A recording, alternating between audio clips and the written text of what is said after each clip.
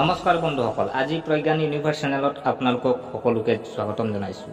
জ্যোতিষসকলে ইতিমধ্যে ঘোষণা কৰিছে যে 2025 চনৰ ফেব্ৰুৱাৰী মাহৰ দ্বিতীয় সপ্তাহটোতে গ্ৰহসমূহৰ গতিবিধিৰ বাবে অতি বিশেষ হ'ব। বেক টু বেক জ্যোতিষ বিজ্ঞানৰ পৰিঘটনা হ'ব। প্ৰিয় দৰ্শক, যিবোৰ জ্যোতিষীয় তাৎপৰ্য অপৰিসীমা হ'ব পাৰে। উদাহৰণস্বৰূপে 6 ফেব্ৰুৱাৰীত সূৰ্যই নক্ষত্ৰ পৰিৱৰ্তন কৰি ধনিষ্ঠা নক্ষত্ৰলৈ যাব। 7 ফেব্ৰুৱাৰীত সূৰ্য আৰু মংগল গ্ৰহই হতাদস্তক যোগ গঠন কৰিব। 8 ফেব্ৰুৱাৰীত বুধ আৰু শনিয়ে দ্বিদ্বাদশ যোগ গঠন কৰিব।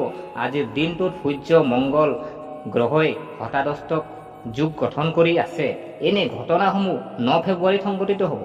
প্ৰিয় দৰ্শক, 2025 চনৰ 9 ফেব্ৰুৱাৰীত কথা ক'বলৈ গ'লে এই তাৰিখটো একেলগে কিছুমান গুৰুত্বপূৰ্ণ জ্যোতিষ বিজ্ঞানৰ পৰিঘটনা ঘটি আছে, যিয়ে সকলো ৰাশিকে ধৰি দেশ আৰু বিশ্বত গভীৰ প্ৰভাৱ পেলাব।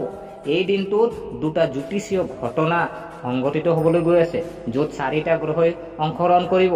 এই গ্ৰহবোৰ হ'ল সূৰ্য, বুধ, মংগল আৰু শনি। 2025 চনৰ 9 ফেব্ৰুৱাৰীত দেওবাৰে নিশা 5:35 বজাৰ পৰা সূৰ্য আৰু বুধ ইটোৱে সিটোৰ পৰা 0 ডিগ্ৰীত অৱস্থিত হৈ সম্পূৰ্ণ সংযোগ গঠন কৰিব। একেদিনাই সন্ধিয়া 6:37 বজাৰ পৰা মংগল আৰু শনি 120 ডিগ্ৰীত স্থাপন কৰা হ'ব। কালপুৰুষৰ ৰাশিফলত বুধ ৰাশি 9ম স্থান আৰু শনি 5ম স্থানত থাকিলে এনে হয়। জ্যোতিষ ভাষাত ইয়াক নৱম পঞ্চম যুগ বুলি কোৱা হয়। জ্যোতিষসকলৰ মতে 2025 চনৰ 9 ফেব্ৰুৱাৰীত গঠিত এই বিশেষ জ্যোতিষ সম্মিশ্ৰণে 5টা ৰাশিৰ বাবে অতি শুভ হোৱাৰ সম্ভাৱনা দেখুৱাইছে। সূৰ্য, বুধ, মংগল আৰু শনিৰ শুভ স্থানৰ বাবে এই 5 ৰাশিৰ লোকসকলে নিজৰ জীৱনত ভাগ্যৱান বুলি প্ৰমাণিত হ'ব আৰু তেওঁলোকক মনত চিন্তা কৰাৰ কাম সম্পূৰ্ণ হ'বলৈ টকা আৰু ভোকেৰে ভৰি পৰিবলৈ আৰম্ভ কৰিব। গতিকে পলম নকৰি আহক আমি ভিডিঅ'ৰ মাজলৈ সোমাই যাওঁ। প্ৰথমতে ভাল খবৰ লৈ আহিছে মেষ ৰাশিলৈ। আজি মেষ ৰাশিৰ যিসকল জাতক জাতিকা আছে, বুধ আৰু সূৰ্যৰ সম্পূৰ্ণ সংযোগে মেষ ৰাশিৰ জাতক জাতিকাৰ বাবে কেৰিয়াৰ আৰু ব্যক্তিগত জীৱনৰ প্ৰগতিৰ নতুন সুযোগ কঢ়িয়াই আনিব। আপোনাৰ কঠোৰ পৰিশ্ৰম আৰু প্ৰচেষ্টাক সফলতালৈ ৰূপান্তৰিত কৰাৰ সময় এইটোৱেই। নিয়োজিত লোকে পদোন্নতি বা নতুন দায়িত্ব লাভ কৰিব পাৰে। আপোনাৰ ক্ষমতা আৰু দক্ষতা স্বীকৃতি দিয়া হ'ব, যিয়ে আপোনাৰ কেৰিয়াৰত নতুন উচ্চতাত উপনীত হোৱাৰ সুযোগ প্ৰদান কৰিব। ব্যৱসায়ীসকলৰ বাবে এই সময় নতুন অংশীদাৰিত্ব আৰু চুক্তিৰ বাবে অনুকূল হ'ব। নতুন গ্ৰাহক আৰু ব্যৱসায়ী সম্পৰ্ক গঠন হ'ব, যাৰ ফলত অৰ্থনৈতিক লাভ হ'ব। মংগল শনি 9ম পঞ্চম যুগৰ প্ৰভাৱৰ বাবে আপুনি আপোনাৰ কঠোৰ পৰিশ্ৰমৰ সম্পূৰ্ণ ফলাফল পাব। পৰিয়ালত সুখ আৰু শান্তি থাকিব। প্ৰিয় দৰ্শক, দ্বিতীয় ভাল খবৰ লৈ আহিছে সিংহ ৰাশি চক্ৰ। আজি সিংহ ৰাশিৰ বাবে বুধাদিত্য যুগে শিক্ষা, যোগাযোগ আৰু সৃষ্টিশীলতা ক্ষেত্ৰত সফলতা কঢ়িয়াই আনিব। সেই সময়ত নিজৰ প্ৰতিভাক নিখুঁত কৰি নতুন কৃতিত্ব অৰ্জন কৰাৰ সময়। ছাত্ৰ ছাত্ৰীয়ে প্ৰতিযোগিতামূলক পৰীক্ষাত সফলতা লাভ কৰিব। নতুন পাঠ্যক্ৰম বা প্ৰশিক্ষণে জ্ঞান আৰু দক্ষতা বৃদ্ধি কৰিব। লেখা, সংবাদ মাধ্যম আৰু শিল্পৰ লগত জড়িত লোকসকলে নতুন কৃতিত্ব লাভ কৰিব।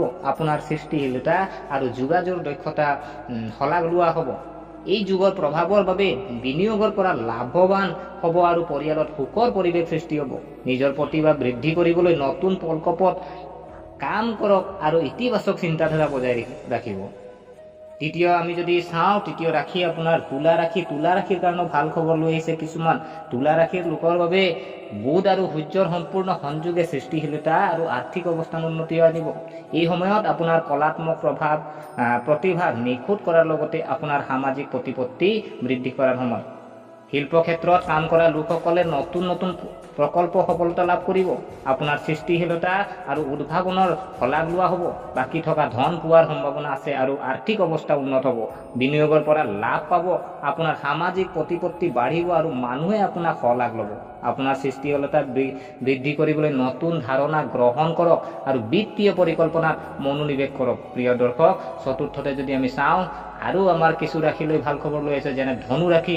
ধনু ৰাশিৰ বাবে বুধাদিত্য যুগে বিদেশ ভ্ৰমণ আৰু উচ্চ শিক্ষাৰ বাবে অনুকূল সময় ইংগিত দিয়ে। জীৱনৰ নতুন সম্ভাৱনা আৰু সফলতাৰ দুৱাৰ মুকলি কৰাৰ এই সময়। বিদেশ ভ্ৰমণ বা উচ্চ শিক্ষাৰ পৰিকল্পনা কৰা সকলে সফলতা লাভ কৰিব। নতুন নতুন সুযোগৰ সুবিধা লওক। পৰিয়ালত শান্তি আৰু সুখৰ সৃষ্টি হ'ব আৰু পৰিয়ালৰ সদস্যৰ সৈতে সম্পৰ্ক অধিক সদৃঢ় হ'ব। সম্পত্তি সম্পৰ্কীয় বিষয়ত লাভ হ'ব। বিনিয়োগ ভাল ফলাফল দিব, নতুন সম্ভাৱনা অন্বেষণ কৰক আৰু নিজৰ লক্ষ্যত উপনীত হ'বলৈ কঠোৰ পৰিশ্ৰম কৰক। পৰিয়ালৰ সদস্যৰ সৈতে সম্পৰ্ক অধিক শক্তিশালী হৈ উঠিব। যদি চাওঁ বন্ধুগণ, পঞ্চমত ভাল খবৰ লৈ আহিছে আপোনাৰ কুম্ভ ৰাশি, আৰু সেই কুম্ভ ৰাশি যিসকল জাতক জাতিকা আছে তেখেতসকলৰ বুধ আৰু সূৰ্যৰ সম্পূৰ্ণ সংযোগে আত্মবিশ্বাস আৰু নেতৃত্বৰ ক্ষমতা বৃদ্ধি কৰিব। নতুন নতুন প্ৰকল্পত সফলতা লাভ কৰাৰ লগতে সামাজিক প্ৰতিপত্তি বৃদ্ধিৰ এই সময়ছোৱা আৰু আপোনাৰ আত্মবিশ্বাস বাঢ়িব আৰু আপোনাৰ নেতৃত্বৰ ক্ষমতা উন্নত হ'ব।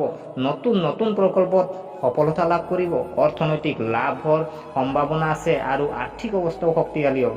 আপোনাৰ সামাজিক প্ৰতিপত্তি বাঢ়িব আৰু মানুহে আপোনাক শলাগ ল'ব। স্বাস্থ্যৰ সচেতন হওক আৰু নিয়মিতভাৱে ব্যায়াম কৰক। প্ৰিয় দৰ্শক, নিজৰ আত্মবিশ্বাস ব্যৱহাৰ কৰি নতুন সুযোগ গ্ৰহণ কৰক আৰু সামাজিক সম্পৰ্কত শক্তিশালী কৰক। গতিকে আশা কৰোঁ আপোনালোকে ভিডিঅ'টো চাই ভাল পালে। যদি এই ভিডিঅ'ই আপোনাক কিঞ্চিত মানুহ লাভান্বিত কৰিছে তেনেহ'লে চেনেলটো ছাবস্ক্ৰাইব কৰাৰ লগতে লাইক কমেণ্ট কৰি উৎসাহিত কৰিব বুলি আশা ৰাখিলোঁ। পুনৰ লগ পোৱাৰ প্ৰতিশ্ৰুতিৰে আজিলৈ বিদায় মাগিলোঁ। ধন্যবাদ।